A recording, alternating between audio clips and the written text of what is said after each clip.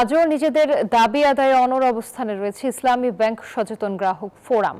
নতুন চেয়ারম্যান খুরশিদ আলমের অপসারণের দাবিতে ব্যাংকটির বিভিন্ন শাখার সামনে মানববন্ধন ও বিক্ষোভ কর্মসূচি পালন করেন আন্দোলনকারীরা। আন্দোলনকারীদের অভিযোগ, নতুন চেয়ারম্যান খুরশিদ আলম বিতর্কিত এস আলম গ্রুপের ঘনিষ্ঠ সহযোগী।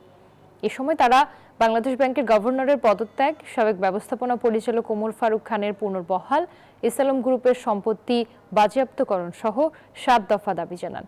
এ সময় গ্রাহকরা জানান, দাবি বাস্তবায়ন না হওয়া পর্যন্ত তাদের চলমান আন্দোলন কর্মসূচি চলবে।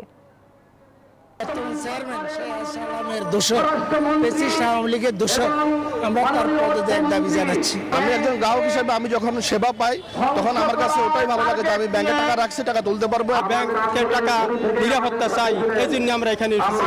যতদিন পর্যন্ত সরকার এই জায়গা থেকে ফিরে না আসবে ততদিন পর্যন্ত আমরা আন্দোলন চালিয়ে যাবো ইনশাল্লাহ।